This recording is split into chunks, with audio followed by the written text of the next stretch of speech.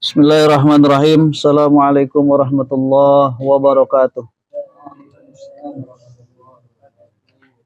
Alhamdulillah. Alhamdulillahilladzi amarna biluzumil jamaah wa nahana 'anit tahassudi wa tafarruqah tsumma ikhtilafah. Asyhadu an la ilaha illallah wahdahu la syarikalah wa asyhadu anna Muhammadan 'abduhu wa rasuluh. Allahumma salli wa sallim wa barik ala nabiyyina wa rasulina Muhammadin wa ala alihi wa ashabihi ajma'in, amma ba'd. Qala Allah ta'ala fi kitabihil karim, a'udzu billahi minasy syaithanir rajim. Bismillahirrahmanirrahim. Ya ayyuhalladzina amanu ittaqullaha haqqa tuqatih wa la tamutunna illa wa antum muslimun. وقال في آية أخرى ومن أراد الآخرة وسعى لها سعيها وهو مؤمن فأولئك كان سعيهم مشكورا. Al-ayah. Para hamba Allah, kaum muslimin yang dimuliakan Allah Subhanahu wa taala, alhamdulillah, mari kita sama-sama senantiasa bersyukur terus, tidak henti-hentinya kepada Allah atas segala nikmat yang telah Allah anugerahkan kepada kita, terutama keimanan kita. Tatkala sebagian orang-orang yang sudah terkikis keimanannya, tapi alhamdulillah kita masih mempertahankan. Ini takdir Allah ya, kita masih bisa mempertahankan walaupun badai menghempaskan kita gitu, sehingga keteguhan kita dalam beriman ini seakan-akan ini antara dipegang atau dilepas gitu ya. Jangankan dari orang-orang luar, dari orang-orang terdekat pun bisa menjadikan sebuah ujian yang besar buat kita. Malah justru orang terdekat lah ya, artinya orang-orang yang dulu sudah pernah berada bersama kita dalam satu shaf ya, susah senang, siang malam bersama-sama dalam satu harokah, tapi kita diuji dengan adanya sebuah permasalahan sehingga gitu ya, kita pun kalau tidak kuat-kuat ya bisa terpental juga, terkikis juga keimanan kita. Tapi sekali lagi ya, Allah yang memerintahkan kita untuk senantiasa kita taat dan kita berusaha untuk taat. Oleh sebab itu bersyukur iman ini. Jadi semuanya ini bisa sempurna amal soleh kita lakukan dengan iman. Dan juga Islam kita dalam pelaksanaan iman itu adalah adanya dalam Islam. Salawat dan salam semoga terus tercurah limpah kepada junjungan Nabi kita Muhammad Sallallahu Alaihi Wasallam. Kalau saya ngomong Muhammad salah ya, panjang ya Muhammad salah, secara tajwid salah ya, Muhammad, nah gitu ya, Muhammad gimana? Nah itu dia.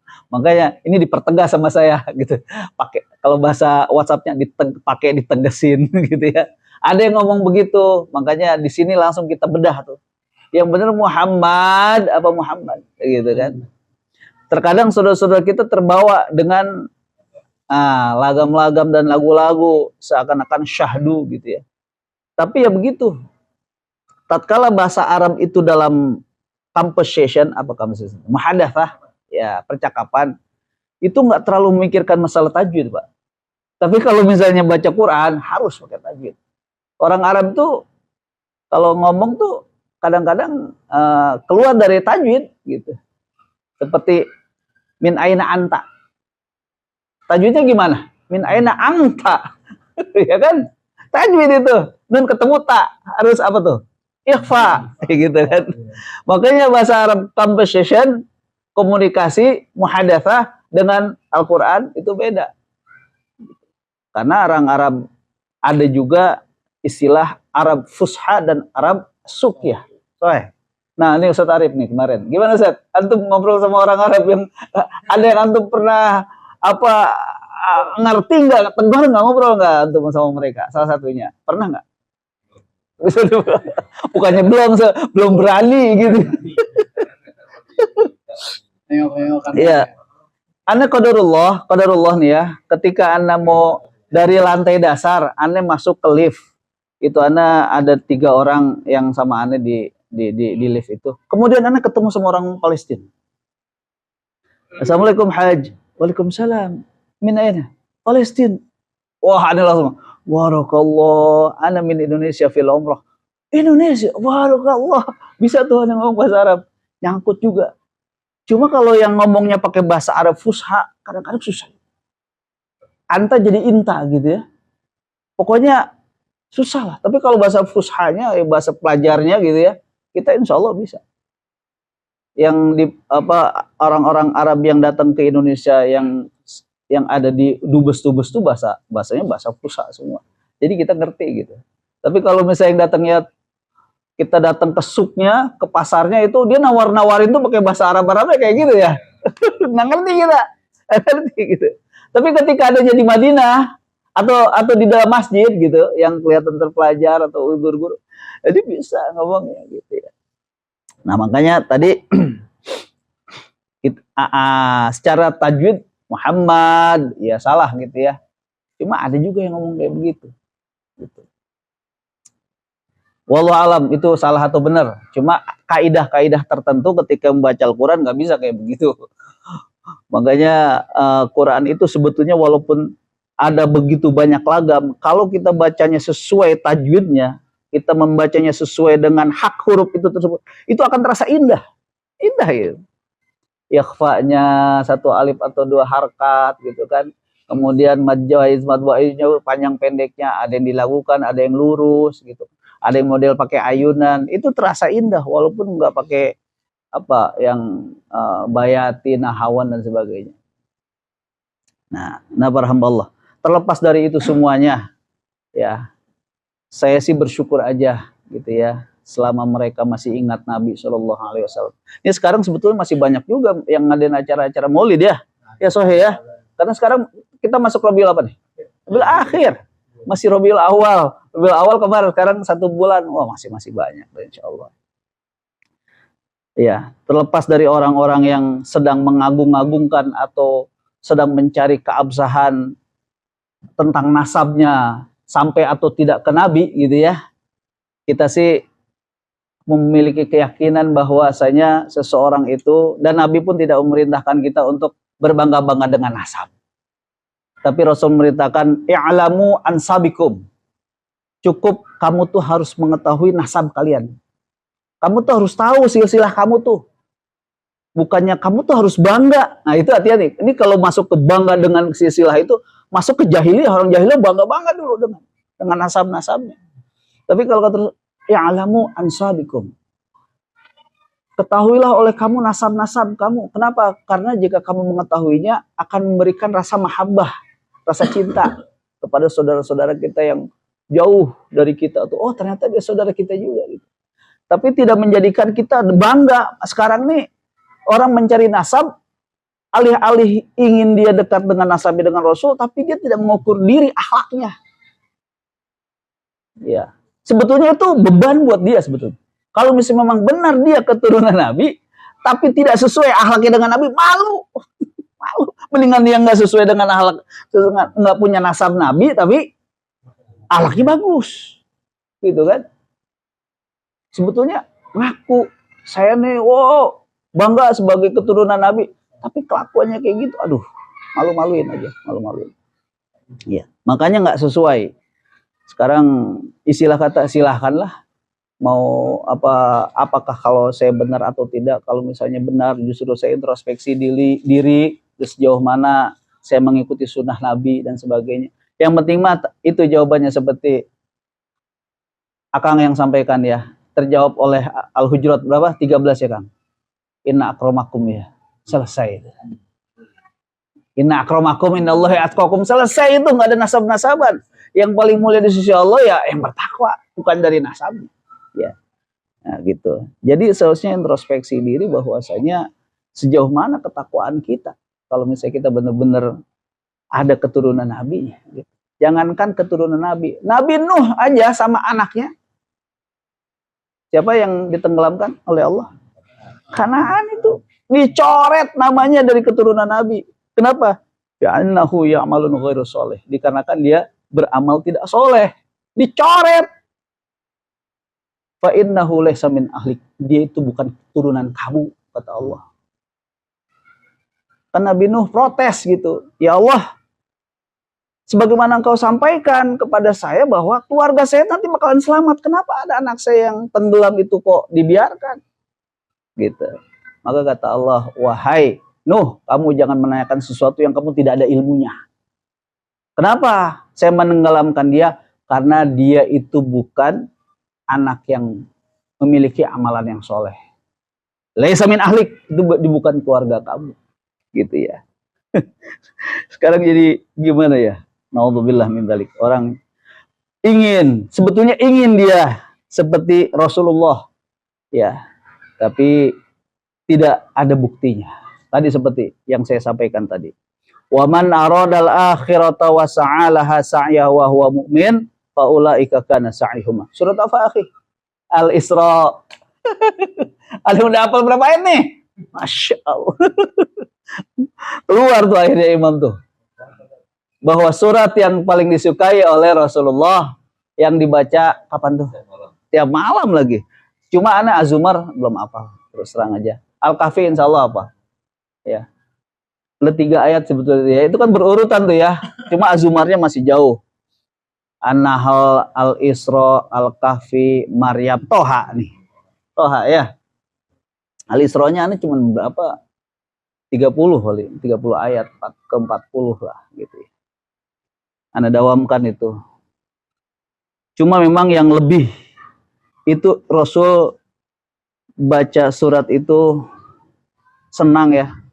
Cuma senangnya itu Anda baca dalam tafsir Ibnu Katsir nggak dijelaskan senangnya itu senang bagaimana gitu. Cuma suka aja Rasul baca itu. Gitu. Karena di awal-awalnya memang menjelaskan tentang pensucian Baitul Maqdis. Kemudian di ayat-ayat selanjutnya, ayat yang 4 sampai 10 kalau tidak salah, itu menjelaskan tentang kesombongan Bani Israel yang telah Allah datangkan musuh-musuhnya yang memiliki kekuatan sehingga mereka disungkur-sungkurkan wajahnya di dalam Baitul Maqdis. Itu Bani Israel itu. Nah, insya Allah hari ini pun Ana ingin menyampaikan salah satu buah hadis yang sudah hafal kita sebetulnya, akhi.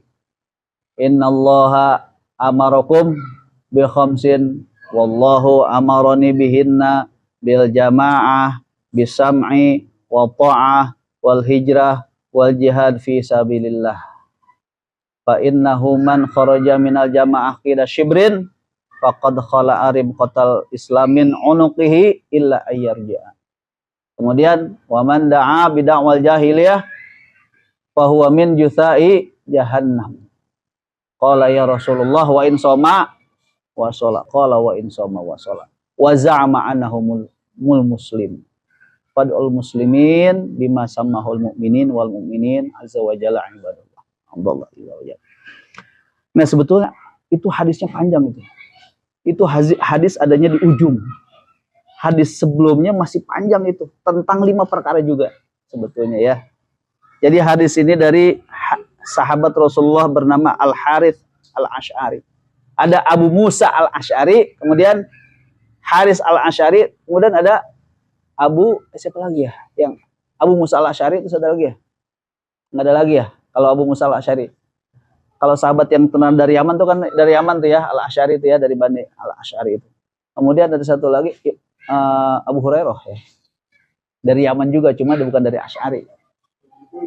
Waalaikumsalam warahmatullah. Jadi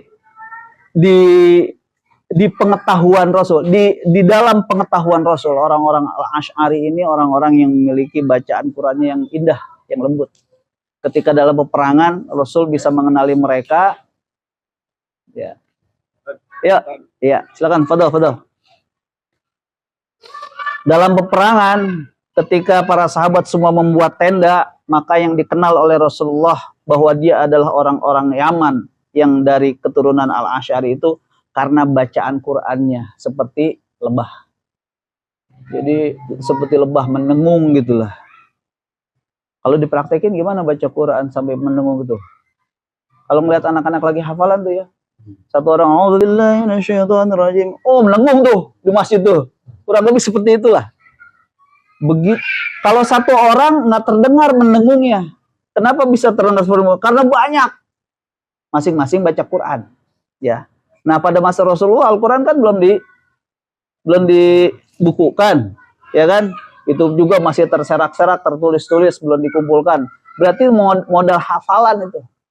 Makanya orang lagi baca Quran yang ngafal itu, kalau lebih dari satu orang bisa mendengung. Coba aja kita praktekkan kalau misalnya nanti kita punya kesempatan mabit bareng-bareng, hafalin tuh Quran tuh. Satu orang pasti mendengung. Jadi sekali lagi bahwa hadis yang tadi saya bacakan, insya Allah kita sudah hafal. Bahwasanya Allah memerintahkan Nabi kita Muhammad SAW untuk melaksanakan 5 perkara. Dan Rasul pun memerintahkan kepada para sahabat juga untuk melaksanakan 5 perkara tersebut. Innallaha amarakum, sesungguhnya Allah memerintahkan kalian 5 perkara. Sebagaimanapun Allah memerintahkan aku 5 perkara. Bil jamaah, bisam'i, wa ta'ah, wal hijrah, wal jihad, bisabilillah. Lalu apa 5 perkara yang telah Allah perintahkan juga kepada Nabi dari Bani Israel? 5 perkara tersebut telah Allah perintahkan kepada Nabi Yahya bin Zakaria. Bani Israel tuh ya. Nah, Nabi Yahya ini hidupnya bareng sama Nabi Isa ya. Puan. Cuma beda umurnya berapa ya paling ya? Apa masih dikit lah ya? Mungkin 2 tahun, setahun atau 3 tahunan kali ya. Seperti Nabi Muhammad sama Abu Bakar lah, beda 2 tahun begitu ya. Jadi Nabi Isa ini mengetahui apa yang diperintahkan Allah kepada Nabi Yahya.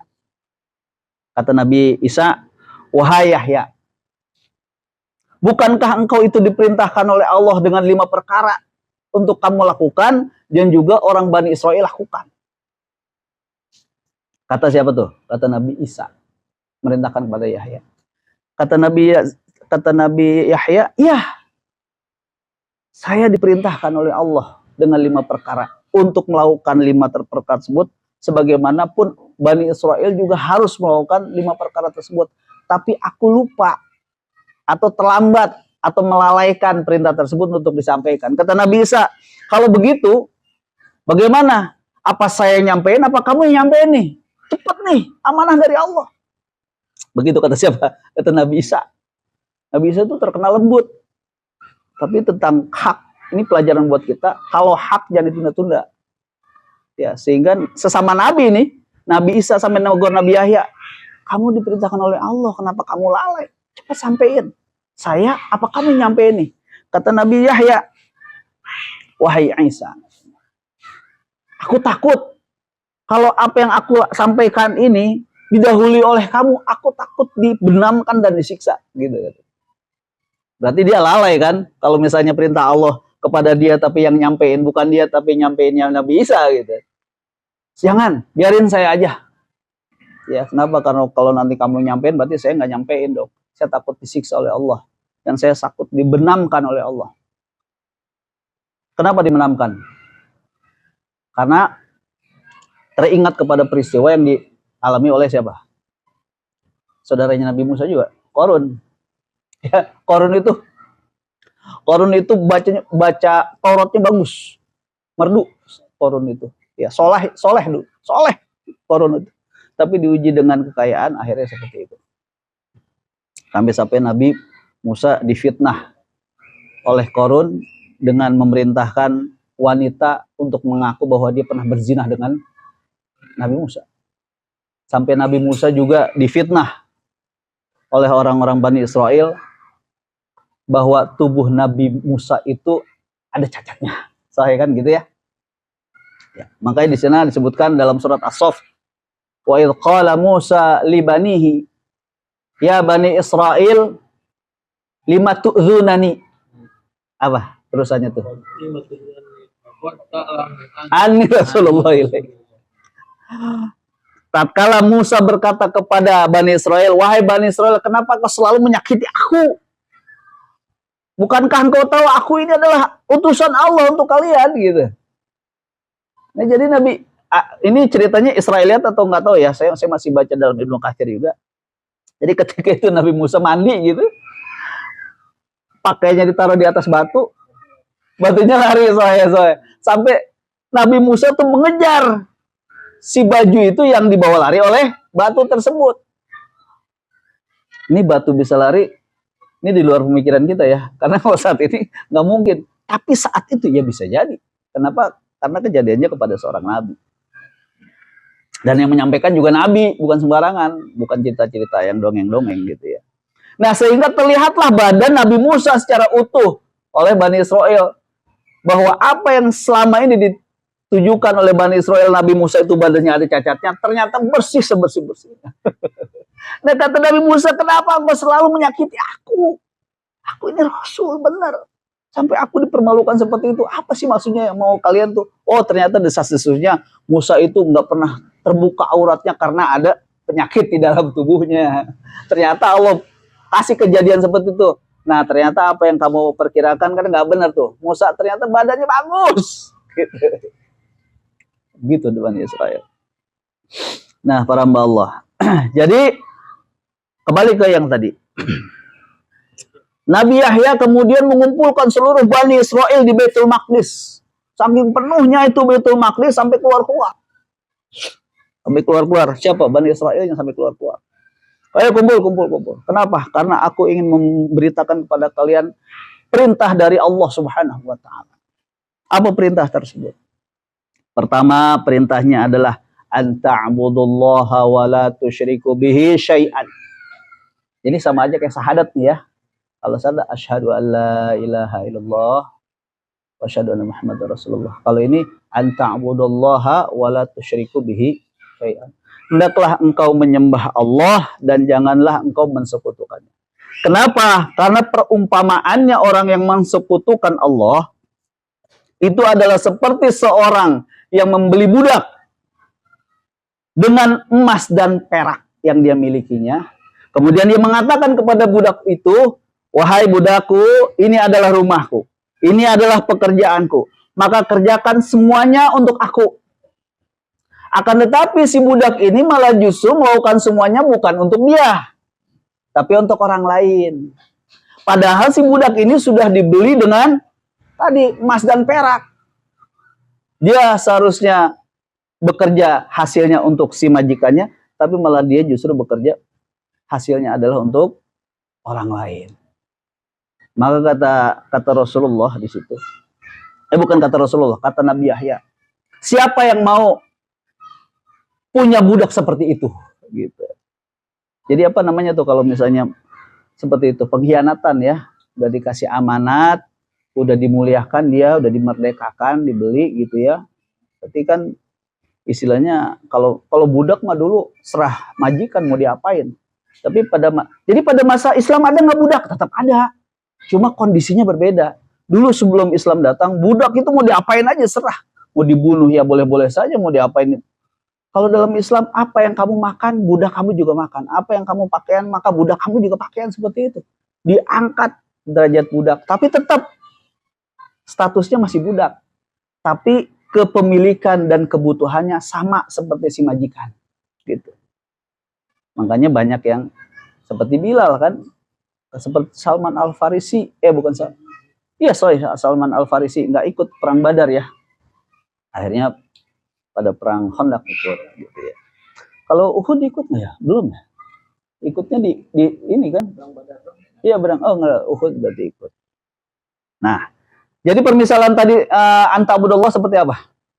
Seperti seorang majikan yang membeli budak dengan emas dan peraknya, kemudian dia mengatakan bahwa ini rumahku dan ini pekerjaanku, maka tunaikanlah semuanya untuk aku, tapi malah justru si budak itu melakukannya untuk orang lain. Maka kata Nabi Yahya, siapakah di antara kalian yang mau memiliki budak seperti itu? Itu adalah sebuah pengkhianatan. Begitulah perumpamaan anta'budullaha wa la tusyriku bi syai'an. Jadi Allah merasa dihianati jika semuanya sudah aku berikan nikmat tersebut, tapi kalian bukannya bersyukur kepadaku untukku, tapi malah bersyukur untuk orang lain. Itu perkara pertama ya. yang diperintahkan kepada Bani Israel melalui Nabi Yahya, yang harus dilakukan oleh Nabi Yahya dan juga dilakukan oleh Bani Israel. Yang kedua, antuqimus shalah, untuk melaksanakan sholat. Bukan perumpamaan nih, tapi posisi ketika kita sholat. Janganlah kamu menoleh. Kenapa? Kenapa? Karena ketika sholat Allah sedang menghadapkan wajahnya kepadamu. Maka janganlah kamu menoleh. Itu perintah kedua. Nah sekarang sholat orang dulu sama sekarang beda nggak? Beda sudah pastilah. Beda Nabi, beda syariat. Tapi aneh nggak tahu, belum ada penjelasannya. Pada masa Nabi Musa itu sholatnya bagaimana? Aneh belum tahu. Antum tahu? Bukan, Nabi Yahya. Iya Nabi Yahya, Nabi Isa. Aneh nggak tahu ya. Soalnya bukan Nabi Musa, Nabi Zakaria. Antuqi Musa, Nabi Yahya. Ya, soalnya. Aneh nggak tahu sholatnya. Kalau misalnya mereka orang-orang yang mengaku pengikut Nabi Yahya, orang-orang Yahudi itu sholatnya sama nggak sama kita? Nggak beda. Nggak sama ya.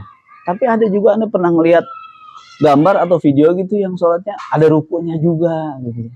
Kemudian ada sujudnya juga, cuma sujudnya habis sujud langsung gitu tuh.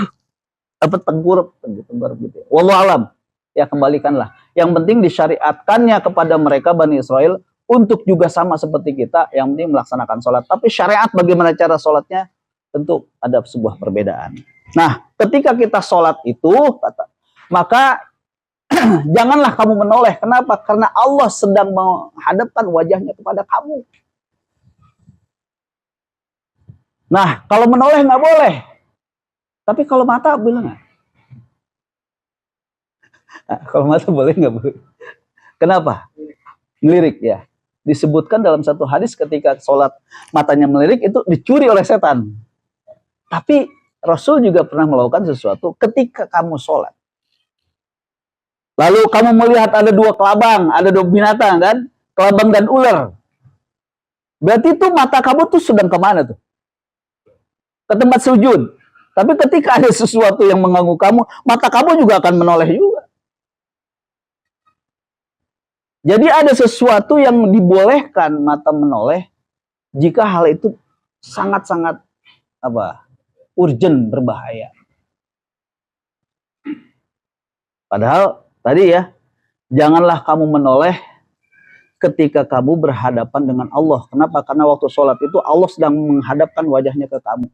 Tapi manusia utusan Allah Nabi Shallallahu Alaihi Wasallam bukan memerintahkan ya, menyunahkan kepada kita, jika kamu melihat ada dua binatang, kelabang dan dua binatang yang berwarna hitam, kelabang dan ular, maka ya kamu harus singkirkan mereka. Nah disingkirkan itu kan nggak bisa hanya sekali, ada ular, ada harus digetok atau gimana lah gitu ya. Jadi beda-beda ya. Rasulullah memberikan rusuh. Nggak ada masalah hujan mah, nggak ada masalah. Iya. Maksudnya kalau lagi hujan noleh gitu. Iya.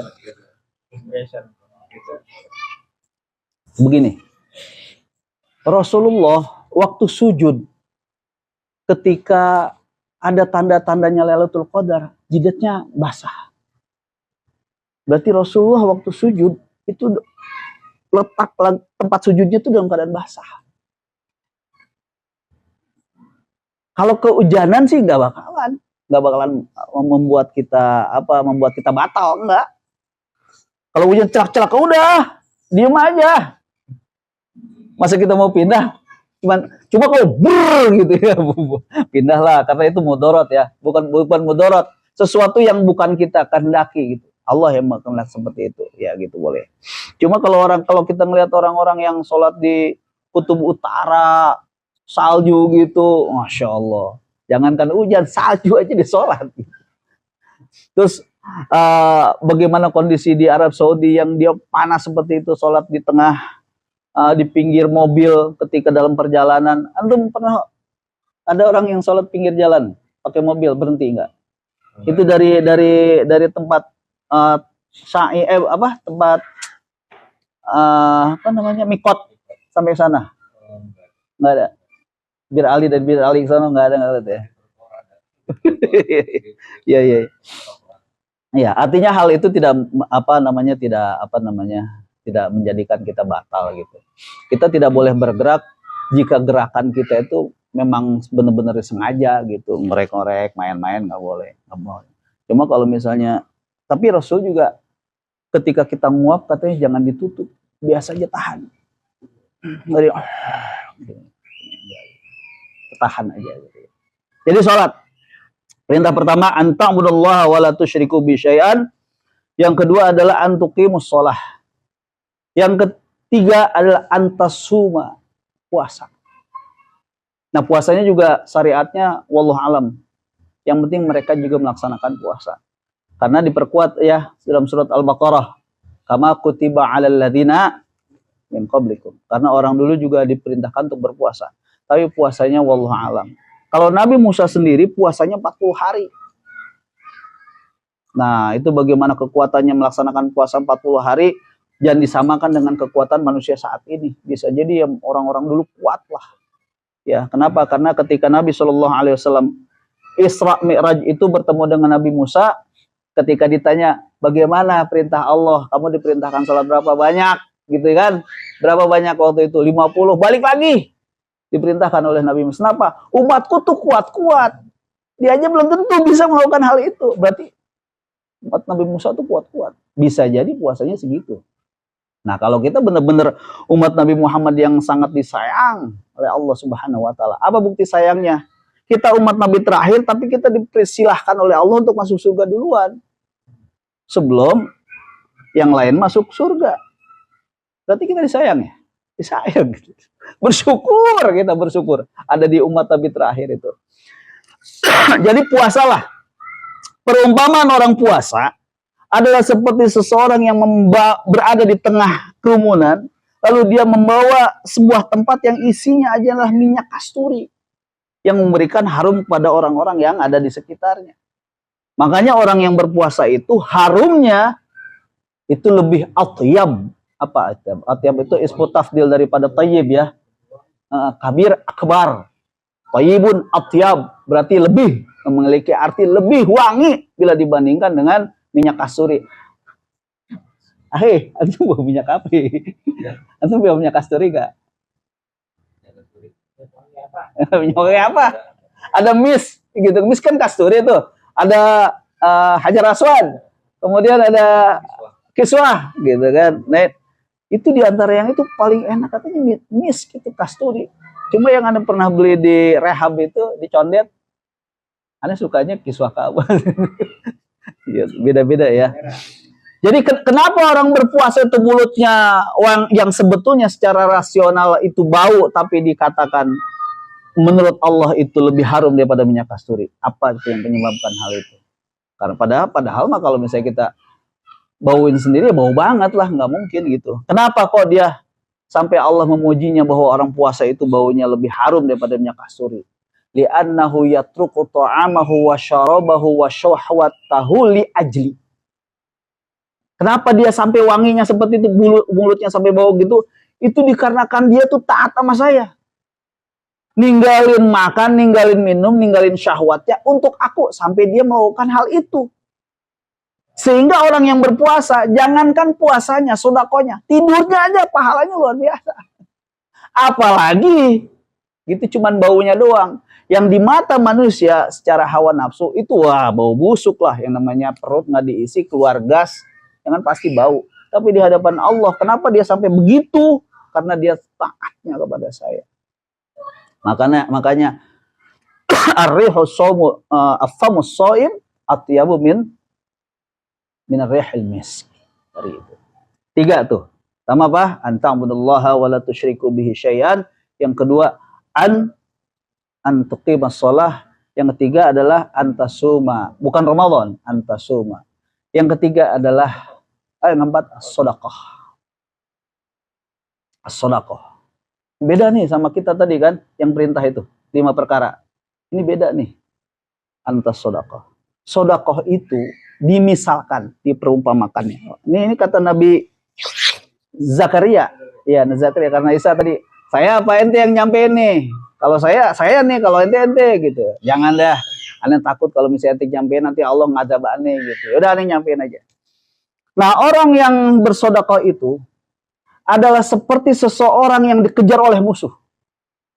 Ya.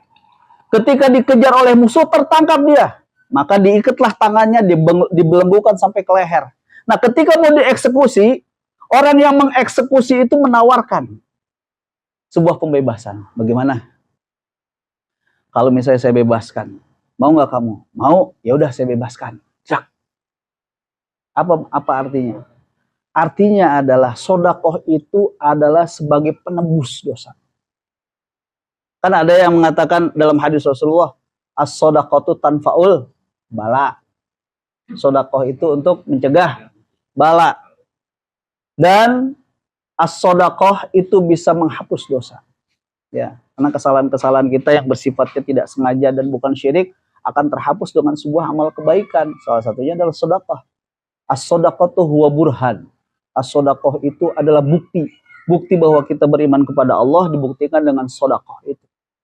Dan sodakoh ini khusus berkaitan dengan bidunil mal ya, bukan mal. Kalau mal masuknya ke infak ya.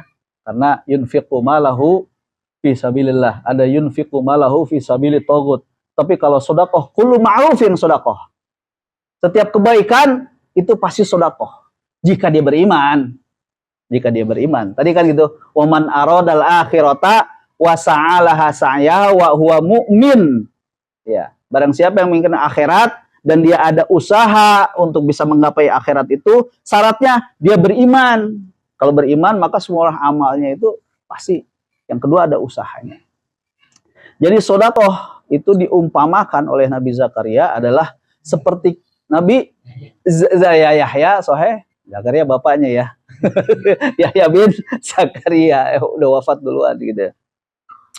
Nah, diibaratkan adalah seperti seseorang yang dikejar-kejar oleh musuh, kemudian dia tertangkap dan dibelenggu tangannya sampai ke lehernya, lalu ditawarkanlah sebuah pembebasan. Akhirnya dibebaskanlah oleh orang yang akan mengeksekusinya. Itulah sodakoh yang akan membebaskan hambanya dari perbuatan-perbuatan keburukan. Bisa dihilangkan dengan sodakoh. Dan yang terakhir adalah antadzukurullah. Antadzukurullah, zikrullah. Yang kelima ini adalah zikir kepada Allah. Apa perumpamaannya? Perumpamaannya zikir kepada Allah itu adalah tatkala seseorang ya berperang, lalu dia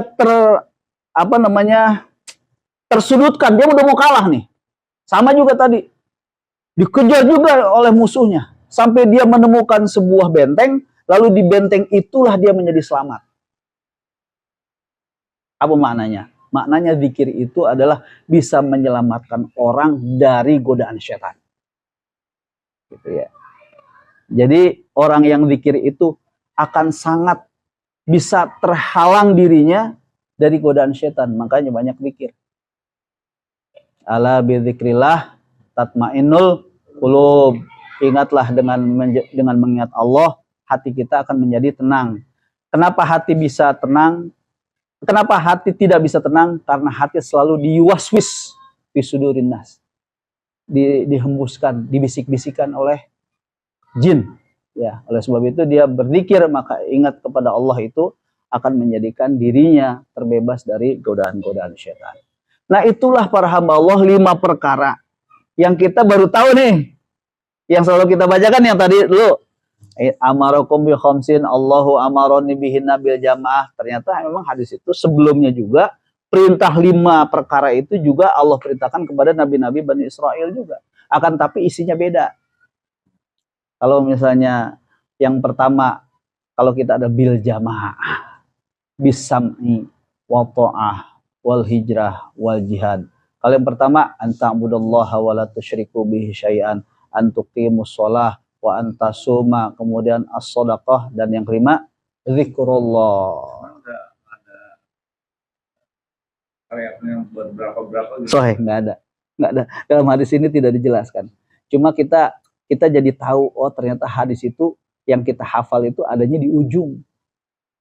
Dijelaskan bahwa situ barang siapa yang keluar dari jamaah aqidah syibrin sejengkal ya, walaupun sejengkal ya, faqad khala arib qatal Islam, sungguh terlepas ikatan Islam dari unuqihi. Wa man da'a bid'awal jahiliyah fa huwa fin jusai jahannam. Barang siapa yang mengikuti ajakan-ajakan orang-orang jahiliyah, maka dia telah bertekuk lutut di neraka jahanam. Wa in shoma. Ini luar biasa nih. Walaupun dia saum dan sholat, tapi dia, jadi ada orang yang saum, ada orang yang sholat, tapi dia juga menerima ajakan jahiliyah gitu loh. Wa in shoma wa sholat wa za'ama annahu muslim, dan mengatakan bahwa dia sesuai banget sekarang nih. Dia ikut sholat, dia puasa, tapi tadi gitu kan, puasanya bukan untuk karena Allah, karena ikut-ikutan. Makanya orang-orang seperti ini ya tergoda juga oleh setan. Kemudian sholatnya juga bisa jadi yuraun, ingin dilihat oleh orang lain.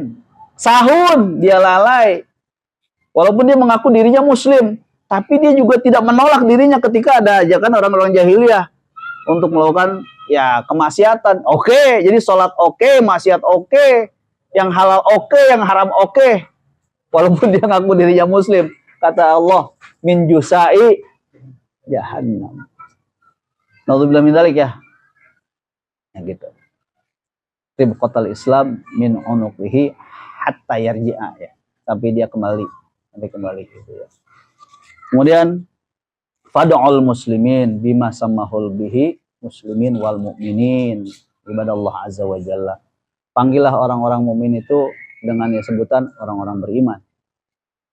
Karena dalam surat Al-Hujurat gitu. Ya ayyuhalladzina amanu la yaskhar qaumun min qaumin asa ayyakunna khairam minhum wala nisa'un min nisa'in ayyakunna khairam minhunna wala talmizu anfusakum wala tanabazu bil alqab bi'sal ismul fusuq ba'dal iman. Seburuk-buruk panggilan adalah panggilan kefasikan setelah iman. Apa maksudnya, Pak? Jadi kalau misalnya dulu ketika ente belum beriman, panggilan-panggilan fasik itu ya lumrah. Kenapa? Karena dia belum beriman. Tapi kalau ente udah beriman, panggilan fasik ini masih dilakukan, itu seburuk-buruk panggilan. Kenapa? Karena itu udah tahu ilmunya. Gitu. Ngerti nggak? Ngerti ya insya Allah ya. Jadi kalau udah tahu ilmunya dan ente sudah hijrah masuk di dalam Islam, jadi amalan-amalan jahiliyah jangan diulangi lagi. Karena dulu kan sahabat-sahabat juga namanya bukan satu, ada banyak-banyak ya. Ketika mungkin maaf naudzubillah min dzalik, ketika sebelum dijamaah ente punya nama panggilan-panggilan atau alias-alias yang jelek, kayak saking dekatnya gitu ya, manggil kebo gitu kan, ya gitu-gitu kan kayaknya gak pantas. Kalau udah masuk di Islam, hal-hal yang kayak gitu jangan dipraktekin lagi. Bi'sal ismul fusuq ba'dal iman. Seburuk-buruk panggilan kefasikan itu setelah iman. Kenapa? Karena sudah beriman, tinggalkan yang buruk-buruk, jangan diulang-ulang lagi. Panggil-panggilnya yang baik-baik saja gitu. Kenapa? Karena dulu bisa jadi ente waktu masih jahiliyah manggil-manggil seperti itu. Kalau udah berada, tahu ilmunya, jangan seperti itu. Panggillah dengan panggilan-panggilan yang baik. Itu saja para hamba Allah ya. Jadi saat ini memang kita konsentrasinya membicarakan tentang Israel terus. Sampai-sampai imam kita memiliki inisiatif agar kita untuk menghafalkan surat Al-Isra. Dan juga antum bukan hanya surat Al-Isra, baca juga surat Al-Baqarah, karena di sana banyak sekali sifat-sifat orang Bani Israel yang dijelaskan. Jadi ketika kita membicarakan orang Bani Israel, kita juga harus tahu bahwa Bani Israel itu kelakuannya kayak gitu, pantas emang dilaknat gitu. Ya, ketika diberitahukan atamuruna nasa bil birri wa tansawna anfusakum wa antum tatlunal kitab afala ta'qilun, apakah engkau mengajak orang untuk berbuat baik lalu kamu melupakan dirimu, sedangkan ada perintah itu dalam kitabmu, afala ta'qilun, kamu tidak berakal. Jadi orang Yahudi itu dianggap oleh Allah orang-orang yang tidak berakal. Kenapa? Karena ngajak orang lain untuk berbuat baik tapi melupakan dirinya. Gitu. Orang Yahudi itu ada ilmunya tapi nggak mau dipakai. Orang Nasrani itu beramal tapi nggak ada ilmunya. Orang Islam ada ilmunya dan juga ada amalnya. Itulah perbedaan kita. Ya, jadi jangan aneh kalau orang-orang Yahudi itu hebat-hebat. Karena ilmunya itu dipakainya itu nggak ada batasannya. Halal haram sikat aja. Makanya dia pernah ada rabi yang mengatakan bahwa Mereka goyim itu, orang-orang di luar Yahudi itu, memang sudah sepantasnya mereka melayani kami, katanya gitu kan. Mereka tuh bukan manusia. Ya kan? Pernah dengar gitu kan? Coba kalau kayak gitu gimana itu? Nggak dianggap manusia kita. Jadi dia ngebunuhin orang-orang tuh. Gitu. Udah nggak dianggap manusia, mau diapain? Berarti binatang kan? Nggak ada kemanusiaan, nggak ada perikemanusiaan. Itu saja para hamba Allah. Semoga Allah Subhanahu wa taala memberikan kekuatan kita untuk bisa ngapal surat Al-Isra dan surat Az-Zumar tadi. Mudah-mudahan di pertemuan yang akan datang ada sebagian dari antum hafalannya di stop, tilawahnya di stop dulu, cuma masuk ke hafalan. Subhanalladzi asra bi'abdihi lailan minal masjidil haram ilal masjidil aqsa alladzi barakna haulahu linuriyahu min ayatina innahu wasami'ul basir. Wa atayna Musal kitab. Jazakallahu khairan, barakallahu fikum, wabillahi taufiq wal hidayah. Assalamualaikum warahmatullahi wabarakatuh.